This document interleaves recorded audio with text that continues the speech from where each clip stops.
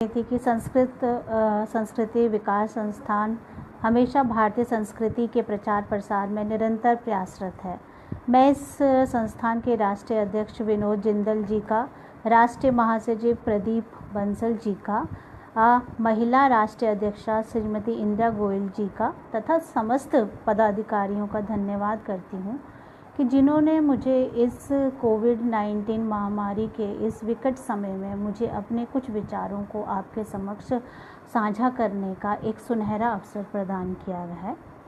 मेरा आज का विषय है भारतीय मनोविज्ञान की ऐतिहासिक रूपरेखा।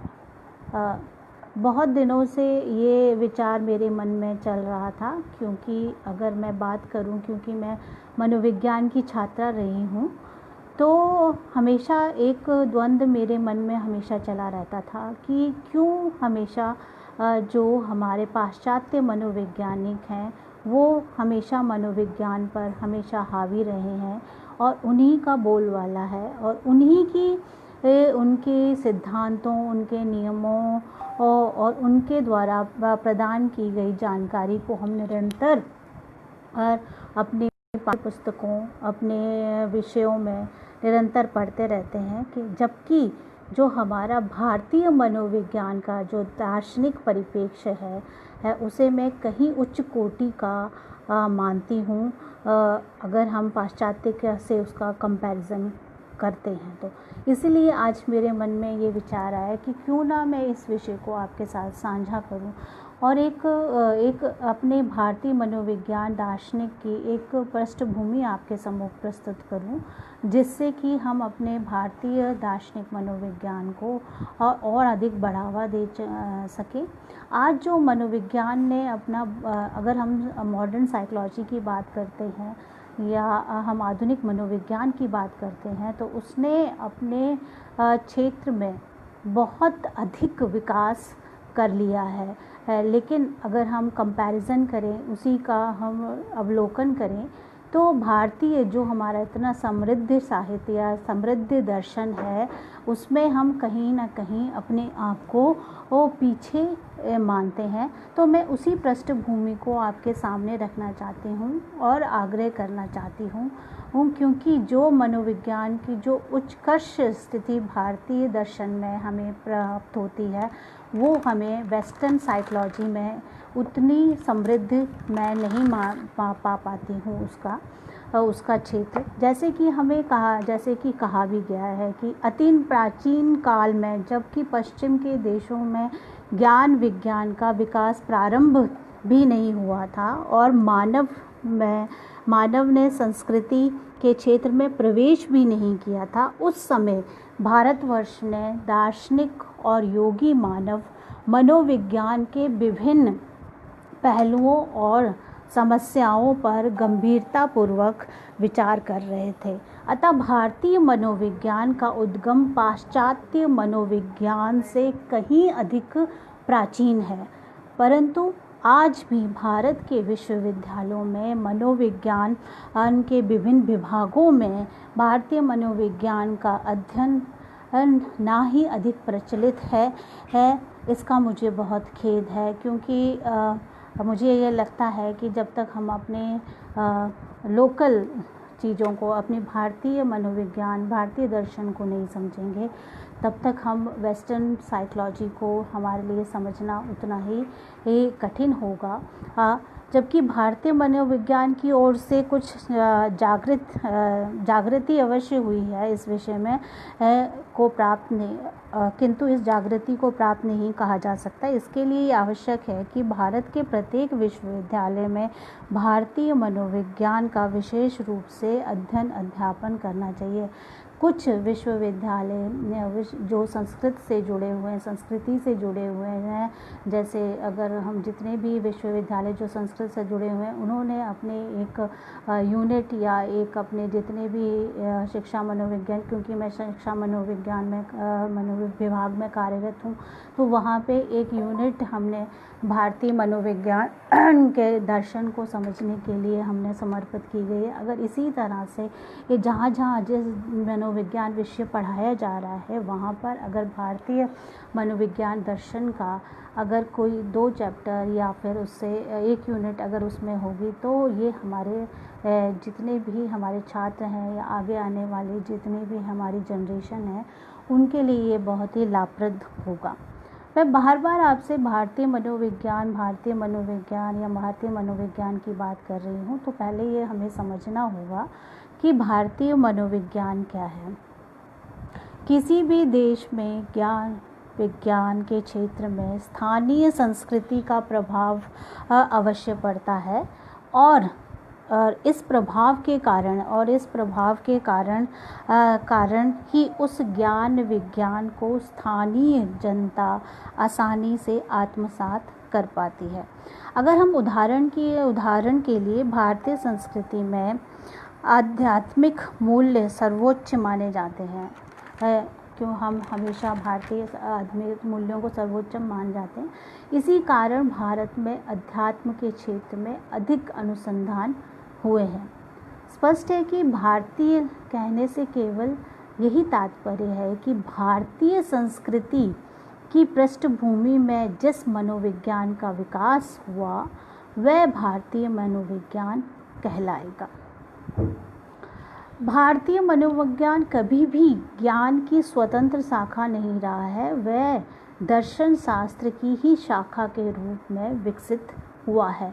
अगर हम पाश्चात्य मनोविज्ञान की बात करें तो वह भी दर्शन की ही एक अंग था जो आगे चलकर दर्शन से अलग होकर एक स्वतंत्र इकाई के रूप में या स्वतंत्र विषय के रूप में आगे विकसित हुआ। जबकि अगर हम अपने थोड़ा सा मैं यहाँ पे आपसे बात करना चाहूँगी कि हमारा पाश्चात्य मनोविज्ञान और भारतीय मनोविज्ञान में हम क्या अंतर पाते हैं, क्या उनमें क्या अंतर है। अगर हम ये अंतर जान पाएंगे तो हम इसके विषय में और अधिक विस्तृत रूप से जान सकेंगे। जब मैं पाश्चात्य मनोविज्ञान की बात करती हूँ और जब मैं मनोविज्ञान शब्द की बात करती हूँ तो जो मनोविज्ञान शब्द है वो साइकोलॉजी शब्द का हिंदी रूपांतर है और जो साइकोलॉजी शब्द है वो ग्रीक भाषा के 2 शब्दों से मिलकर बना है, साइके और लोगस। साइके का अर्थ है आत्मा और लोगस का अर्थ यहाँ पर जब ग्रीक भाषा में उसे विवेचना कहा गया है। इस तरह से अगर हम दोनों को मिलाएं तो हम पाते हैं कि आत्मा का विज्ञान या स्टडी ऑफ सोल जिसे कहा जाता है उसे उन्होंने मनोविज्ञान माना। ये जो पाश्चात्य मनोविज्ञान की बात करते हैं उसकी जो शुरुआत हुई वो 6वीं और 7वीं शताब्दी के समय में हुई। जबकि हम जब भारतीय मनोविज्ञान की बात करते हैं तो हम वेदों उपनिषदों में भी इसका वर्णन पाते हैं। तो इससे ही अंतर समझ में आ जाता है कि जो हमारा भारतीय मनोविज्ञान का जो दर्शन है वो कितना प्राचीन है, कितना सुदृढ़ है, कितना समृद्ध है। जबकि जो पाश्चात्य मनोविज्ञान ने क्योंकि पाश्चात्य मनोविज्ञान भी जब मनोविज्ञान का प्रारंभ हुआ या विकास हुआ या उसकी उत्पत्ति हुई तब वो भी दर्शन की ही एक इकाई में से अलग हुआ था। जब वो दर्शन की अगर एक इकाई से, क्योंकि वो मॉडर्न जो साइकोलॉजी है वो भी दर्शन की इकाई से जब अलग हुई है तो उन्होंने भी सबसे पहले प्रथम उसको क्या कहा कि ये आत्मा का विज्ञान है या आत्मा स्टडी ऑफ सोल उसको उन्होंने कहा। और इसमें जो अरस्तु हैं और प्लेटो हैं उन्होंने इसका समर्थन किया। लेकिन धीरे धीरे जैसे कि क्योंकि वो समय उद्गम का समय था और धीरे धीरे जैसे जैसे मनोविज्ञान का विकास हुआ, पाश्चात्य मनोविज्ञान का विकास हुआ, उसमें एक और अवधारणा साथ में स्पष्ट होने लगी और आने लगी कि ये आत्मा का विज्ञान इसको नहीं कहा जा सकता। 17वीं शताब्दी के दार्शनिकों जैसे लॉक है, लेबनिज आदि हैं, उन्होंने साइके का अर्थ मन से लगाया और मन से उनका तात्पर्य था मस्तिष्क, माइंड से लगाया। परंतु परंतु इन दोनों अवधारणाओं को, आत्मा और मन दोनों को ही ऐसे पद थे जिसका स्वरूप अप्रेक्षणीय था, अनऑब्जर्वेबल था तथा अदृश्यनीय था। जब हम मनोविज्ञान को विज्ञान कहेंगे तो विज्ञान बहुत सारी चीज़ों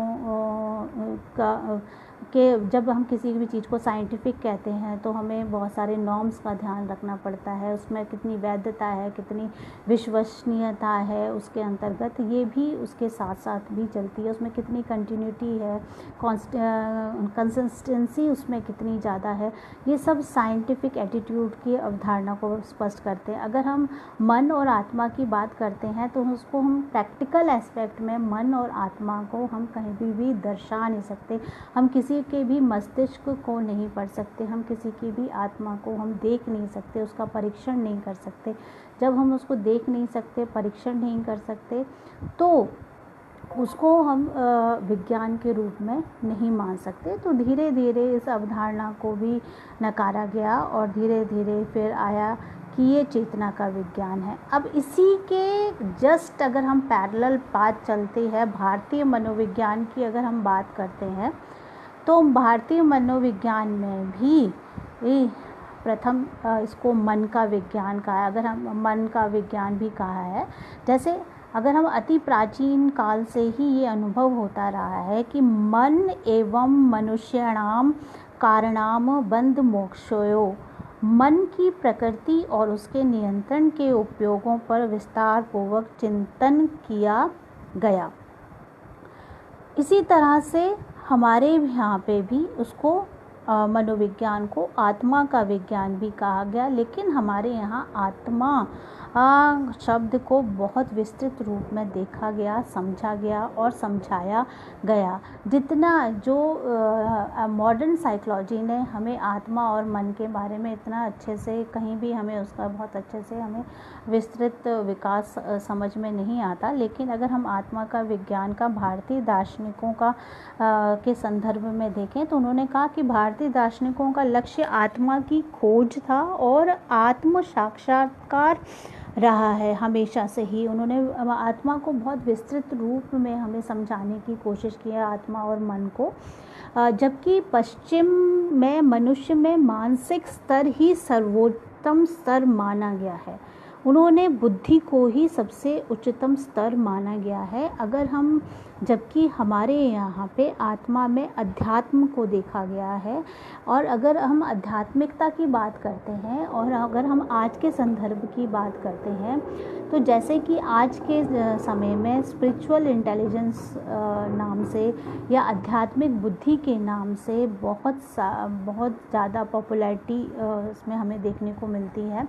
अगर हम स्पिरिचुअल इंटेलिजेंस की भी बात करते हैं, आध्यात्मिक बुद्धि की भी बात करते हैं, तो जो स्पिरिचुअल इंटेलिजेंस का जो अवधारणा थी वो दाना जोहर जो अमेरिकन और ब्रिटिश ऑथर थी और स्पीकर थी, सबसे पहले उन्होंने इस शब्द का प्रयोग किया है। Western psychologist, western philosopher, western दार्शनिक इस चीज़ को मानते हैं कि उन्होंने उनका स्पिरिचुअल इंटेलिजेंस का जो कॉन्सेप्ट था वो डायना जौहर लेकर आई थी और she coined the term spiritual intelligence. लेकिन और उन्होंने ये जो शब्द था, इसका प्रयोग उन्होंने अपनी 1997 में इसका प्रयोग किया था अपनी किताब में, जैसा रिव्यूइंग द कॉर्पोरेट ब्रेन में उन्होंने इसके बारे में लिखा था। और तब से स्पिरिचुअल इंटेलिजेंस के क्षेत्र में, मनोविज्ञान के क्षेत्र में बहुत सारे अनुसंधान होने लगे स्पिरिचुअल इंटेलिजेंस के संदर्भ में।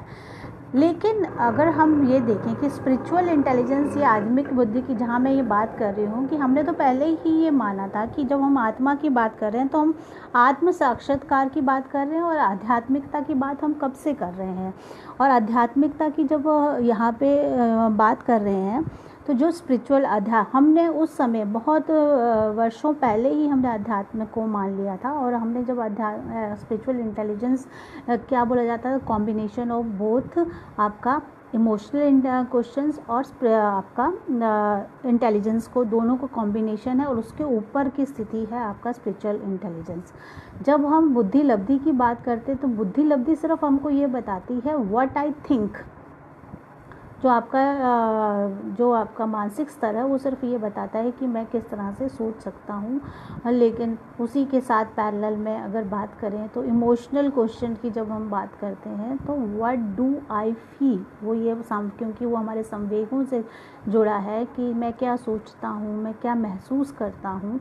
और अगर हम इन दोनों को पैरेलल और इनके ऊपर इसको अगर लेकर जाते हैं तो अगर इन दोनों का पैरेलली बहुत अच्छा कॉम्बिनेशन होता है तब हम धीरे धीरे हम अध्यात्म की तरफ बढ़ते हैं। तब हमारा स्पिरिचुअल, तब दोनों में बैलेंस्ड होता है, तब स्पिरिचुअल कॉन्सेप्ट जो हमारे इंटेलिजेंस है उसकी बढ़ोतरी होती है।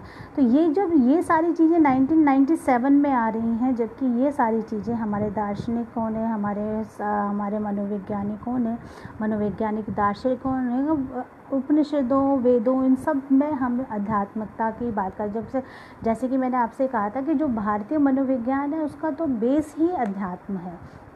तो जिनका बेस अध्यात्म है तो उन्होंने इन सब चीज़ों के बारे में पहले से, और जब हम गीता उपदेश की बात करते हैं तो गीता के उपदेशों में हम स्पिरिचुअल इंटेलिजेंस को पाते हैं।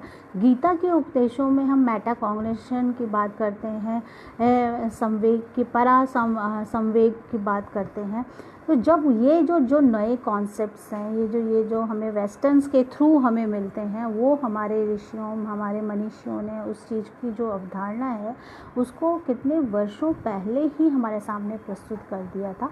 परंतु यहाँ पे दिक्कत ये आती है कि शायद ये हमारी संस्कृति, हमारे समाज, हमारे जो भी हमारे नैतिक मूल्यों, उसमें इतना रचा बसा है कि शायद हमें ऐसा लगता ही नहीं है कि ये कुछ अलग है या अलग चीज़ है या दुनिया के लिए ये नई चीज़ है। लेकिन अगर हम वही चीज़ें जब हमारे सामने हमें नए रैपिंग, जैसे जो आजकल का ट्रेंड है कि हम सारी जो वस्तुएं हैं उनको बहुत ही ग्लैमरस रैपिंग के साथ प्रस्तुत करते हैं, तो वो चीज़ हमें नई नज़र आती है। लेकिन ये स्पिरिचुअल इंटेलिजेंस या आध्यात्मिक बुद्धि, ये हमारे पास इस तरह की जो अवधारणा है वो बहुत पहले से है। हाँ, हमने उसको इतने अच्छे से रैप करके प्रस्तुत नहीं करा है, लेकिन हाँ, अब ये हमारी एक आवश्यकता बनता जा रहा है कि हम इस चीज़ को प्रस्तुत यहाँ पे इस तरह से, जो भी हमारे बहुमूल्य संस्कृति है, समाज, जो अपने उपनिषदों में, जो हमारे वेदों में, जो भी ग्रंथों में जो चीज़ें हमारे उपलब्ध हैं मनोविज्ञान से संबंधित, जो बिखरे हुए तत्व हैं, हम उनको एकत्रित करें और उन्हें हमारे नई पीढ़ी के सामने उसको प्रस्तुत करें। तब उन्हें पता चलेगा कि जो हमारा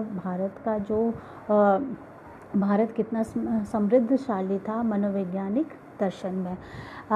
हम बात कर रहे थे अध्यात्म की। मैंने जैसे कि कहा कि पश्चिम में मनुष्य में मानसिक स्तर के सर्वोच्च स्तर माना जाता था, लेकिन भारत में हमेशा से ही मानसिक आध्यात्मिकता की तरफ हमारा हमेशा झुकाव रहा है, अथवा आत्मा का स्तर, हमने हमेशा उसको आत्मा का स्तर माना। इस प्रकार भारतीय दार्शनिकों ने आत्मा को मन से परे माना है। जैसे कि कहा भी गया है कि भगवद गीता में कहा गया है कि मनसस्तु परे बुद्धि, बुद्धि परस्तु स्व।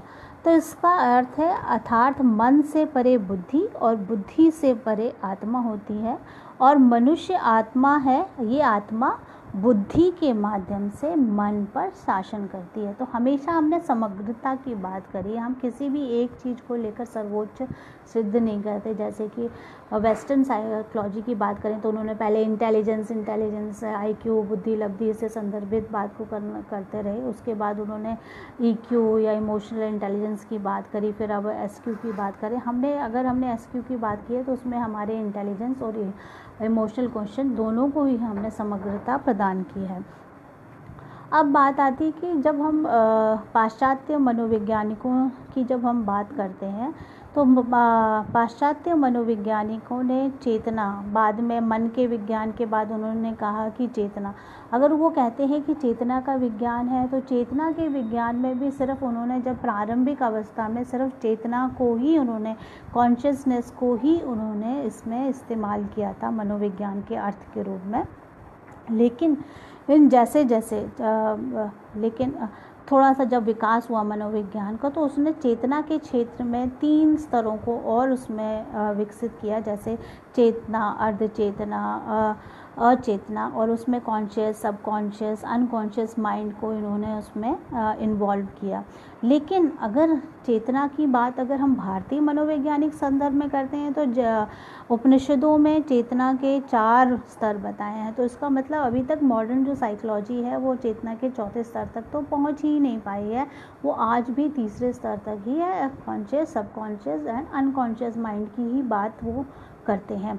जबकि हमारे उपनिषदों के समय से, उपनिषदों के उस समय में ही उसको हमने 4 पार्ट्स में डिवाइड कर लिया था, जागृत, स्वप्न और सुषुप्ति और तुरीय, जिसमें कि जो जागृत में है, जागृत से मतलब है कि जिसमें हम सारे जितने भी सेंस ऑर्गन से जो भी हम ग्रहण करते हैं, जो भी हम सुनते हैं या हम अपने जीभ द्वारा उसको टेस्ट करते हैं, उन सब चीज़ों की बात करें। उसके बाद हमारे मन में क्या उथल पुथल मचता है, उस चीज़ की बात, मानसिक क्रियाएं क्या क्या होती हैं, उसके बारे में बात करी गई है।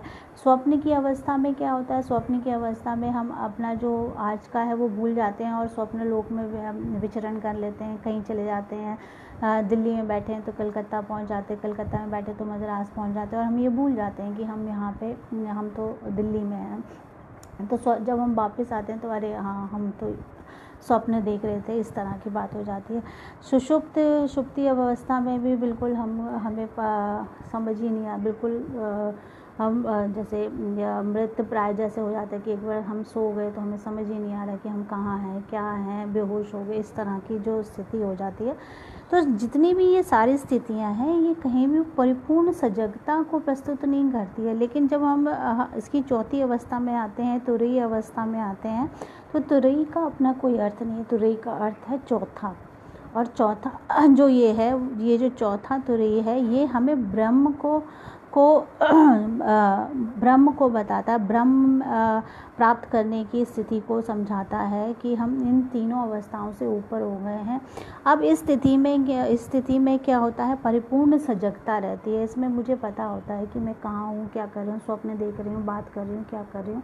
तो ये सारी चीज़ें, ये हम इसमें 4थी अवस्था तक पहुँच गए हैं। अगर हम इसके परिप्रेक्ष्य में अगर मॉडर्न साइकोलॉजी की बात करते हैं, तो वहाँ पे अभी तक चेतना के 3 ही स्तरों की बात करिए। तो इससे ही आपको पता चलता है कि जो भारतीय मनोविज्ञान है वो दर्शन है, वो कितना उच्च है। जैसे जैसे फिर मनोविज्ञान ने और जिस तरह से विकास होता गया, तो उसको उन्होंने कहा कि जैसे इंडियन साइकोलॉजी में, वेस्टर्न साइकोलॉजी में उसको कहा गया कि study of behaviour is psychology. तो जब व्यवहार का अध्ययन ही मनोविज्ञान है, तो व्यवहार के अध्ययन में क्या होता है कि हम आपके व्यवहार को देख सकते हैं, आपके व्यवहार के द्वारा हम आपका ऑब्जर्वेशन कर सकते हैं और आपके बारे में कुछ प्रेडिक्शंस कर सकते हैं कि आप किस तरह के व्यक्ति हो। और बहुत सारे ऐसे टेस्ट हैं जिनके माध्यम से हम आपके विषय में बता सकते हैं। तो आज तक जो नवीन उसको ये माना जाता है कि study of behaviour is psychology. लेकिन हमारा जब हम अपने भारतीय संदर्भ में जब हम इसके बारे में बात करते हैं, तो भारतीय संदर्भ में मैंने जैसे कहा कि सिर्फ वेदों और उपनिषदों में ही इसकी बात नहीं करी गई है। बहुत आपके जो धार्मिक ग्रंथ हैं, जैन है, बहुत सारे ऐसे ग्रंथों में भी इन सब चीज़ों की बात की गई है, दर्शन में उसकी बात कही गई है। इसी तरह से जब हम आत्मा के स्वरूप की बात करते हैं, तो जो आत्मा का स्वरूप जो है, जो आपका मॉडर्न साइकोलॉजी में उसको इतने विस्तार से नहीं बताया गया है, लेकिन हमारे भारतीय संदर्भ में इसको बहुत अच्छे से इसको एक्सप्लेन किया गया है। जब हम आत्मा की भी बात करते हैं, तो उन्होंने पंचकोश की बात की है। भारतीय मनोविज्ञान ये मानते रहे हैं कि मानव आत्मा पंचकोश में ही घिरी हुई है। पंचकोश से यहाँ तात्पर्य है अनन्य कोश, प्राणमय कोश, मनोमय कोश, विज्ञानमय कोश और आनंदमय कोश। तो यहाँ पे भी हम इंटीग्रिटी की बात कर रहे हैं, इसमें समग्रता की बात, इसमें हमने 5 चीज़ों के निहित होने की बात कर रहे हैं। कहीं भी हम एक को विशिष्टता की तरफ नहीं ले जा रहे हैं।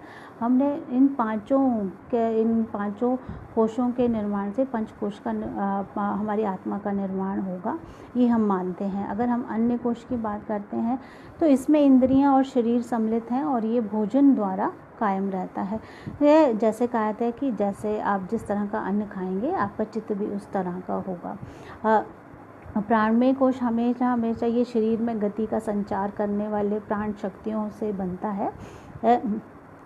है और मनोमय कोश ये मन पर निर्भर है और इसमें स्वार्थ संकल्प रहता है। विज्ञानमय कोश में बुद्धि और उसके कार्यों पर निर्भर रहता है। और हमारा आखिरी है आनंदमय कोश, इसमें आनंद है। जो आनंदमय कोश है, आनंद से मुझे एक बात याद आती है कि एक बार मैंने एक प्रोफेसर से पूछा था, हमारे यहाँ प्रोफेसर आए थे, मैंने उनसे पूछा था कि अगर आपको एजुकेशन को परिभाषित करना है या शिक्षा को परिभाषित करेंगे तो आप एक शब्द में उसको किस प्रकार परिभाषित करेंगे। तो उन्होंने कहा था कि शिक्षा को वो उन्होंने कहा उत्सव।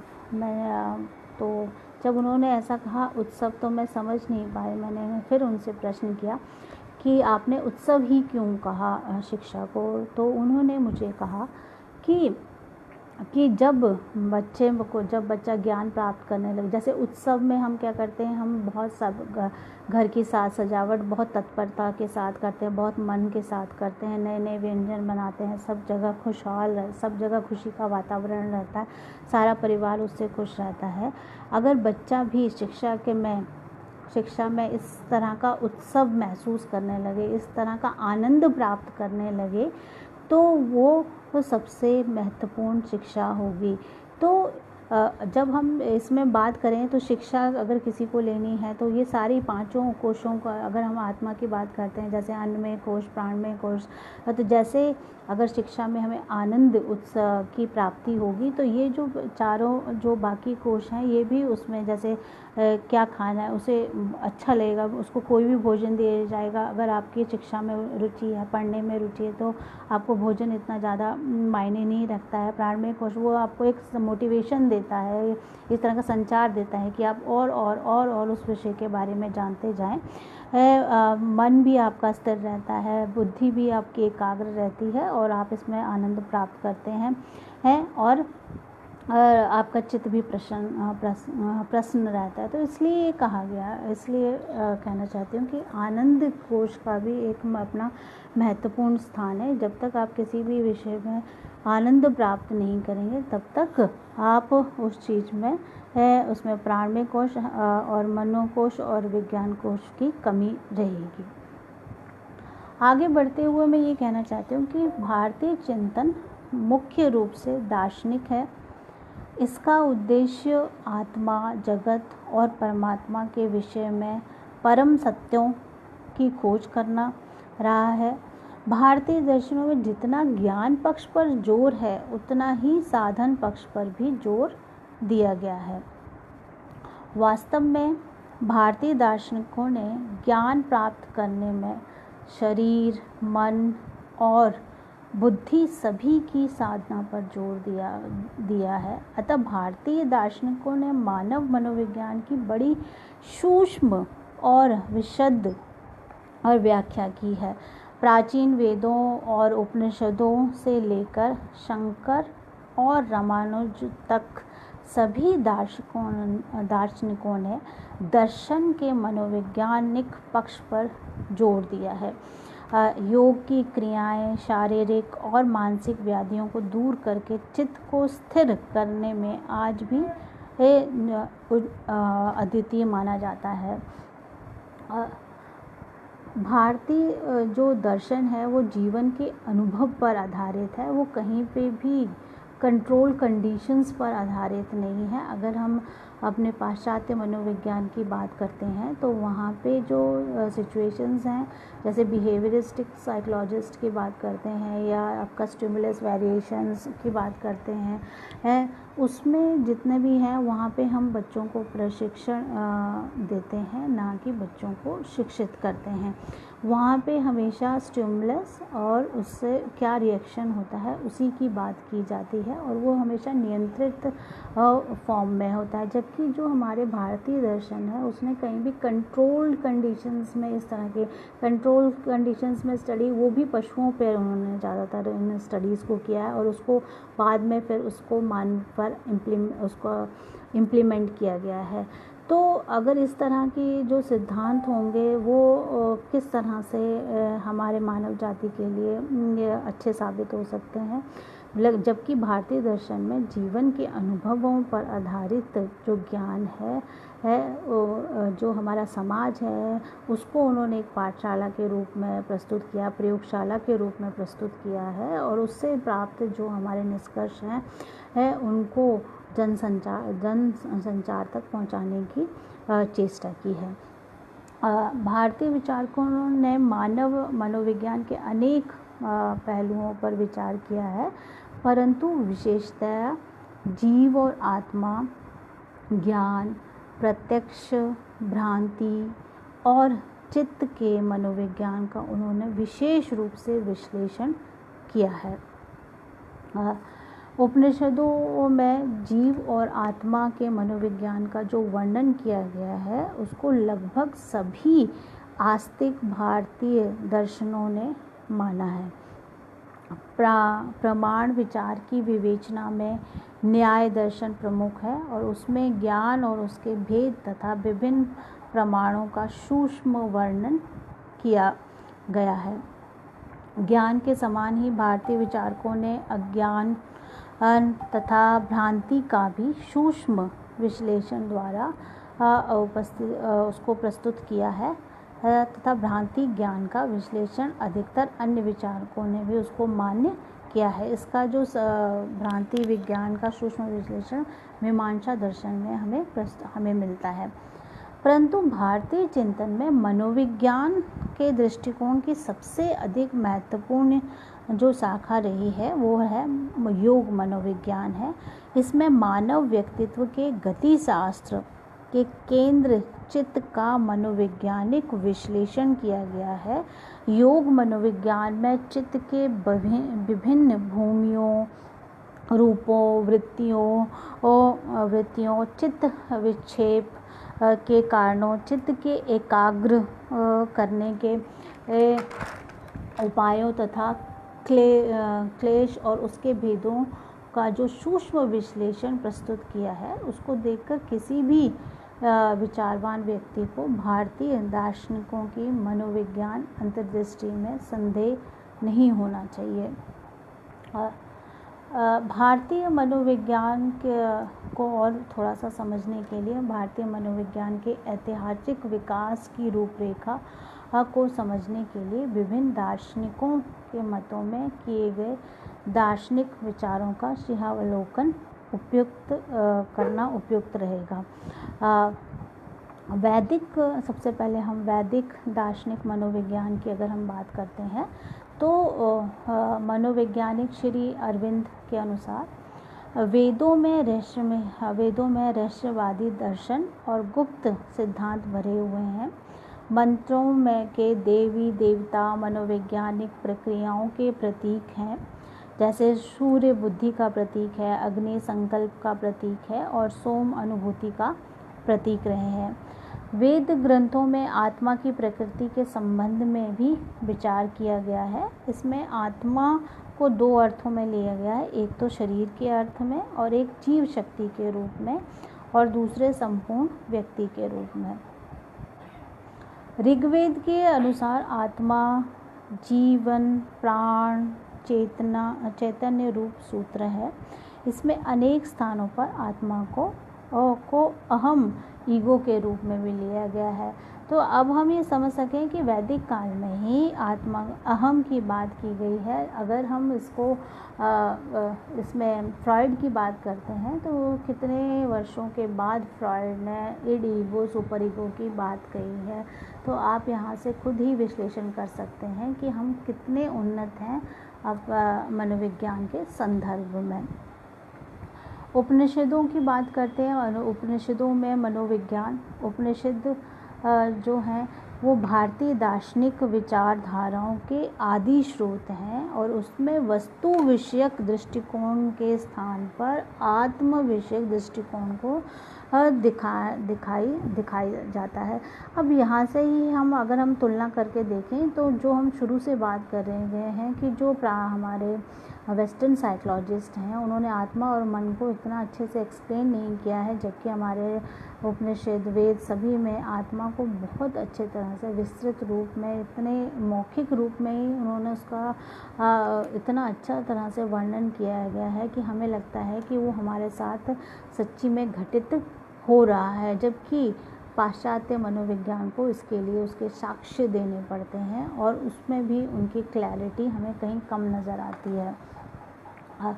उपनिषद भारतीय मनोविज्ञान के आदि स्रोत हैं। आध्यात्मिक साधना में इन उपनिषदों के ऋषियों ने महत्वपूर्ण मनोवैज्ञानिक तथ्यों का पता लगाया है और भारतीय मनोविज्ञान के मूल आधार योग के आदि स्रोत भी उपनिषद ही हैं। अब हम आगे चलते हैं जिसमें हमें मनोविज्ञान के बारे में बहुत ज़्यादा हमें जानकारी प्राप्त होती है, वो है हमारे गीता के उपदेश एक विशिष्ट मनोवैज्ञानिक स्थिति में उपस्थित किए गए थे, जिसमें अर्जुन कर्तव्य विमूढ़ होकर श्री कृष्ण के शरण में आया तथा श्री कृष्ण ने विभिन्न तर्कों द्वारा उसे युद्ध रूपी कर्म भूमि में लगाया। जब अर्जुन कृष्ण के पास जब आए थे तो वो बहुत ही द्वंद्व की स्थिति, उनके मानसिक द्वंद्व उनके अंदर चल रहा था कि वो किस तरह से अपने अग्रजों के साथ युद्ध करेंगे, अपने भाई बंधुओं पर तीर कमान चलाएंगे। ये युद्ध सही है नहीं है, अगर ये सही भी है तो भी इसमें मेरी हानि है और अगर ये सही भी है तब भी सही और हानि दोनों ही तरह से मेरी ही इसमें हानि है, तो ये किस प्रकार से सही है। तो अगर हम देखें तो जितने भी मनोवैज्ञानिक जो हमारी प्रॉब्लम्स क्रिएट होती है जैसे depression and anxiety, stress, lack of confidence, self confidence, confusion, जितनी भी स्थितियां हैं वो स्थितियां हमें अर्जुन की स्थिति में दिखाई देती हैं और जिसका निदान श्री कृष्ण ने बहुत अच्छे तरीके से तर्क वितर्क को समझते हुए उसका निदान किया है। अगर गीता की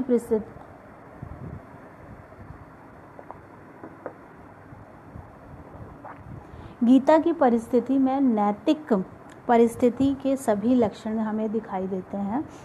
उसके सामने युद्ध करने और युद्ध ना करने दोनों तरह के विकल्प उपस्थित थे और दोनों ही अलग अलग हानि लाभ, उसके दोनों के ही अलग अलग हानि लाभ थे। इन विकल्पों में से उसे सही संकल्प करना था। गीता के उपदेशों से उसे सही मार्ग चुनने में सहायता मिलती। गीता के विभिन्न तर्कों से व्यक्ति में एक अंतर्दृष्टि उत्पन्न होती है और वो आज भी होती है। अगर आप गीता का पाठ करते हैं तो आप बहुत सारी जैसे दुश्चिंताएँ हैं, विषाद हैं, बहुत सारे संघर्ष हैं, मानसिक संघर्ष हैं, हम उनसे ऊपर उठ सकें। तो ये जो सारी आजकल की भी अगर हम आजकल की लाइफ के बारे में बात करें, आजकल के जीवन के बारे में जब हम बात करते हैं तो जब ये सारी स्थितियाँ रोज़ हमें पैदा होती हैं, अगर हम इन सब चीज़ का अनुसरण करेंगे, इन सब गीता का पाठ करेंगे तो हमें इन बहुत सारे संघर्षों से, बहुत सारे विषादों से, बहुत सारी दुश्चिंताओं से, बहुत सारे हमारे सेल्फ कॉन्फिडेंस, सेल्फ मोटिवेशन बहुत सारे जहाँ पे हमारा कम होता है, ये हमें उसको प्रोत्साहित करने में हमें कहीं ना कहीं सहायता करती है। इसके साथ साथ अगर मुझे एक कहानी जैसे याद आती है कि मैं कृष्ण को क्या समझती हूँ यहाँ पे, जैसे कि जर्मनी के नाजी कैंप में जिंदा बचने वाले मनोवैज्ञानिक विक्टर फ्रैंक्ल थे और उनकी एक किताब आई थी मैन्स सर्च फॉर मीनिंग। में एक कहानी थी जिसमें, क्योंकि वो एक मनोवैज्ञानिक थे तो एक रात को, आधी रात को उनको किसी महिला का फ़ोन आता है और वो कहती है कि मुझे आत्महत्या करनी है, मैं बहुत दुखी हूँ, मैं बहुत परेशान हूँ, मैं मर जाना चाहती हूँ। तो जो विक्टर हैं वो उनको फ़ोन पे बहुत तरह के जीवन के बहुत अच्छे विषय बताकर, उन विशेषण लगाकर जीवन जीना चाहिए, जीवन हमें एक बार मिलता है, बहुत सारी इस तरह से उनको इंस्पायर करते हैं, मोटिवेट करते हैं कि आप आत्महत्या ना करें। तो बहुत सारी बातें करते हैं उनसे और आखिर में काफ़ी घंटों के बाद वो महिला उनसे कन्विंस हो जाती हैं और कहती हैं कि ठीक है, मैं अब आत्महत्या नहीं करूँगी। तो वो उसके बाद वो खुश हो जाते हैं और कुछ समय के बाद उनको विक्टर को उन महिला से मिलने का अवसर प्राप्त होता है और जब वो वहाँ पे जाते हैं, उनसे बातचीत करते हैं, तो वो उनसे पूछते हैं कि आपको मेरी कौन सी बात है जो मुझे आपको मेरी कौन सी बात है जिसने प्रेरणा दी कि आप आत्महत्या ना करें। तो उन्होंने मुझसे कहा कि आपकी कोई भी बात ने मुझे प्रेरणा नहीं दी, लेकिन आपने बहुत पेशेंटली, बहुत ध्यान से मेरी बात को सुना और वो जब आप मेरी बात को बहुत ध्यान से बहुत समय तक सुनते रहे तो मुझे लगा कि कोई मेरे आसपास है जो मेरे को समझता है, मेरे से बात करना चाहता है। उस चीज़ ने मुझे आत्महत्या करने से रोका। तो हम ये देखते हैं कि वहाँ पे जैसे एज एन काउंसली कृष्ण का रोल देखिए कि उन्होंने जब अर्जुन के मन में इतने सारे प्रश्न थे, इतने तर्क थे उनके पास, तो कैसे पेशेंटली उन्होंने उनकी सारी बातों को सुना, उन्होंने समझा, उससे रिलेटेड उसको तर्क के साथ उनको उस चीज़ को समझाया, क्या उनका कर्म है इस स्थिति परिस्थिति में, वो उनको हमें समझाया। हाँ, तो कोई ना कोई हमारे साथ एक ना एक ऐसा व्यक्ति ज़रूर जुड़ा होना चाहिए जो हमें हमारी बात को केवल सुने। वो परिवार का कोई सदस्य हो सकता है, वो परिवार आपका मित्र हो सकता है, वो आपके बच्चे हो सकते हैं, वो आपके बड़े हो सकते हैं, वो आपके दोस्त हो सकते हैं, पड़ोसी हो सकते हैं, पर एक व्यक्ति ऐसा होना चाहिए। और इसका एक स्पष्ट अभी लेटेस्ट उदाहरण सुशांत सिंह वाला जो केस हुआ उससे भी हमें मिलता है, क्योंकि वो लास्ट मोमेंट में अपने 1-2 लोगों से बात करना चाहते थे लेकिन किसी ने फ़ोन नहीं उठाया। हो सकता है कोई फ़ोन उठा लेता तो ये स्थिति परिस्थिति पैदा नहीं होता। तो इस तरह से हमारे पास एक सुनने वाला व्यक्ति भी होना चाहिए जो हमें अच्छे से समझे, क्योंकि कृष्ण ने गीता के विभिन्न तर्कों से व्यक्ति में, मैंने जैसे कहा कि एक अंतर्दृष्टि उत्पन्न होती है। गीता में पहले विभिन्न विकल्पों का स्पष्टीकरण किया गया है, फिर उसके परिणामों का विश्लेषण किया गया है, फिर तत्पश्चात कार्यों का मूल्यांकन किया है और मूल्यों की तुलना की और अंत में अर्जुन के सम्मुख स्पष्ट निष्कर्ष उपस्थित किए हैं।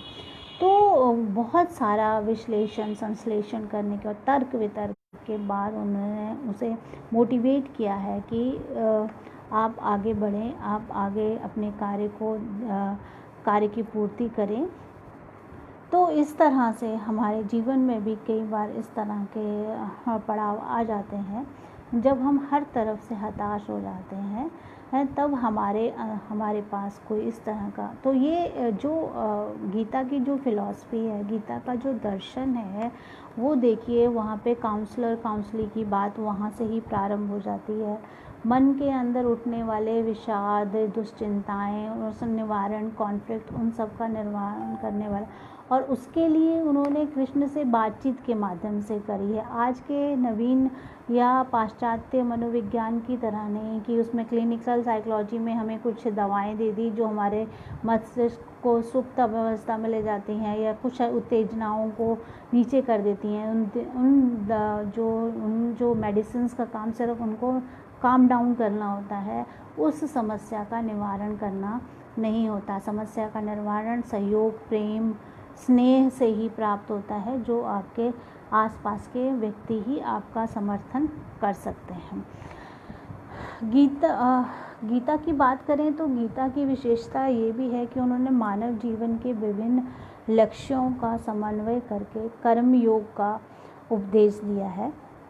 गीता में मानव संवेगों और उसके प्रभाव का जो विवेचन किया गया है उसे देखकर ये स्पष्ट मालूम होता है कि गीता में संवेगों की अंतर्दृष्टि जो प्रदान की है वो आधुनिक पाश्चात्य मनोविज्ञान फ्रॉयड, एडलर और यूंग से किसी प्रकार से कम नहीं है। जबकि हम कह रहे थे स्पिरिचुअल इंटेलिजेंस की, जब हम बात कर रहे थे तो हम ये कह रहे थे कि हमारे EQ इमोशनल क्वेश्चन में भी क्या होना चाहिए, स्टेबिलिटी होनी चाहिए। हमारे अंदर सिंपैथी से ज़्यादा एम्पैथी का, दया भाव से ज़्यादा हमारे हमें परमार्थ का भाव होना चाहिए कि हम अब दूसरे की स्थिति परिस्थिति को खुद में रख कर देखें और फिर समझें कि वो व्यक्ति अगर ये कार्य कर रहा है तो क्यों कर रहा है। तो इससे एक ये जो वैदिक उपनिषद और गीता की जो मैंने बात करी है उससे मैं कहीं ना कहीं ये बताना चाहती हूँ कि जो हमारा भारतीय मनोवैज्ञानिक दर्शन है वो कितना उत्कृष्ट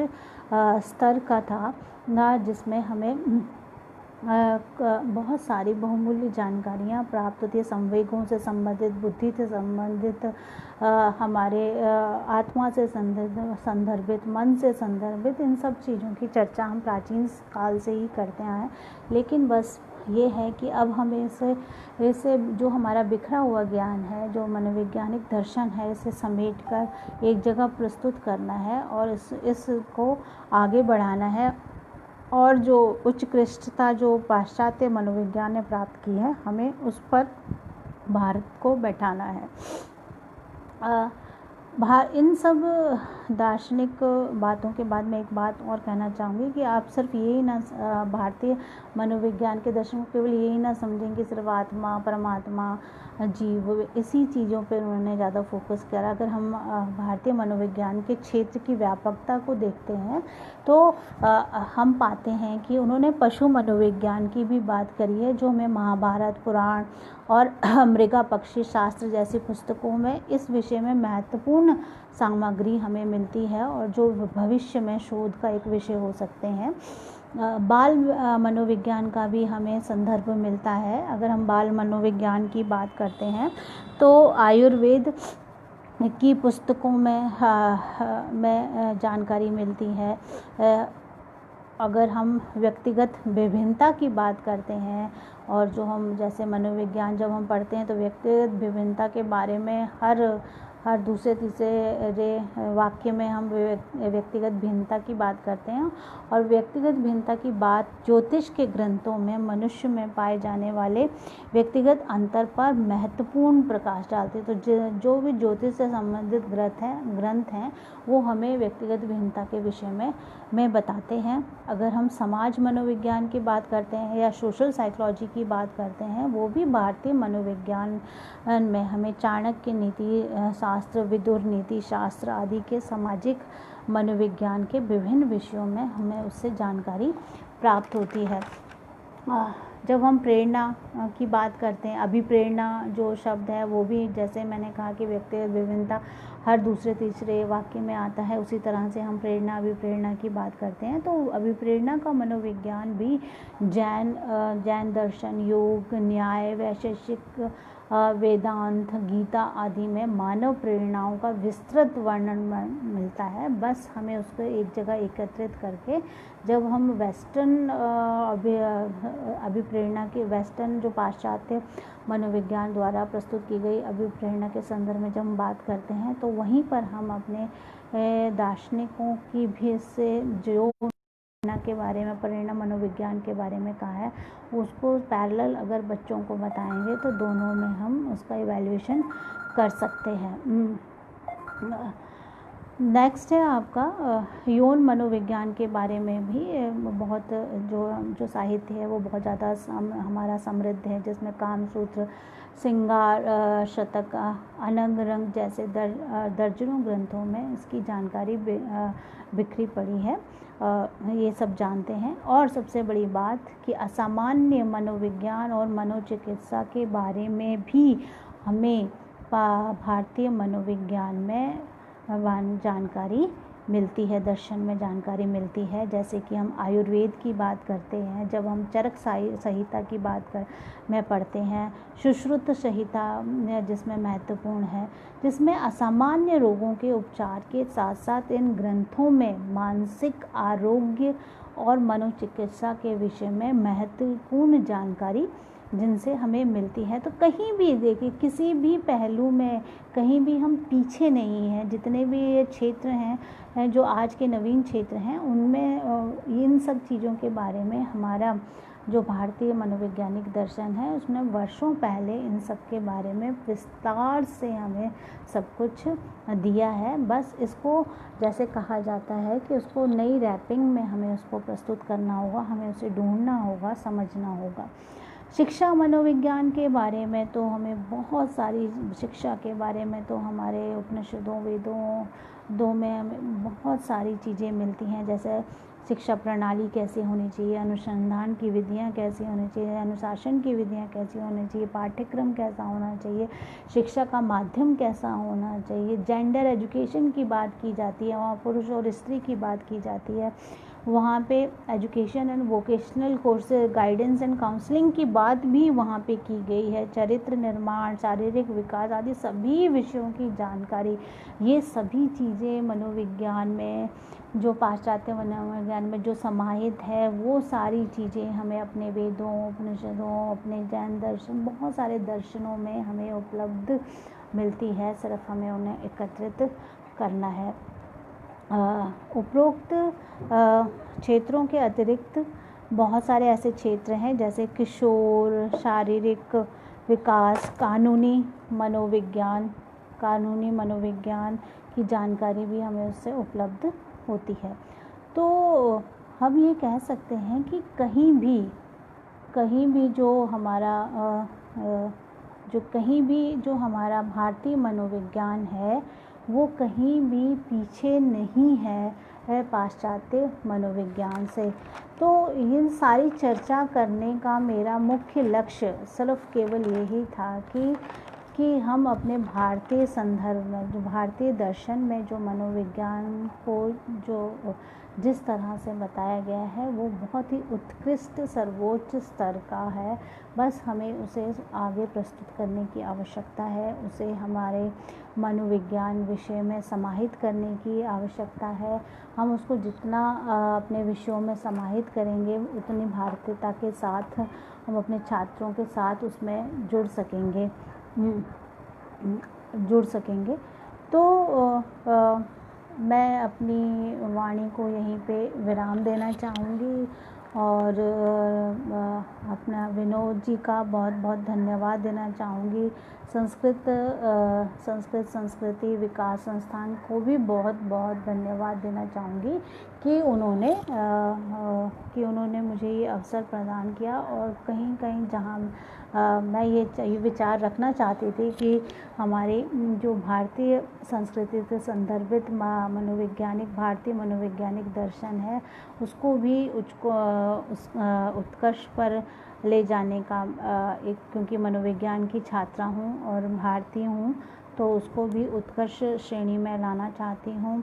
इसलिए और आपसे जब ये बात चर्चा करती हूँ तो उसका मेन रीज़न यही है कि आप लोग भी आगे आएँ और इसको आप लोग भी आगे आएँ और जैसे जैसे आप लोग आगे आएंगे और चाहेंगे इस विषय को पढ़ना, भारतीय मनोविज्ञान के दार्शनिक संदर्भ को अगर जितना आप पढ़ना चाहेंगे तो ये हमारे सिलेबस में, हमारे करिकुलम में इस चीज़ को हम इनकलकेट कर सकेंगे और जैसे कि हम भारतीय संदर्भ में मनोविज्ञान को समझने की अधिक से अधिक चेष्टा कर सकते हैं। और जब हम अपने आसपास की समाज और संस्कृति को समझते हैं तो हमें बहुत सारे कठिन संदर्भों को समझने में आसानी होती है। आपका बहुत बहुत धन्यवाद और नमस्कार।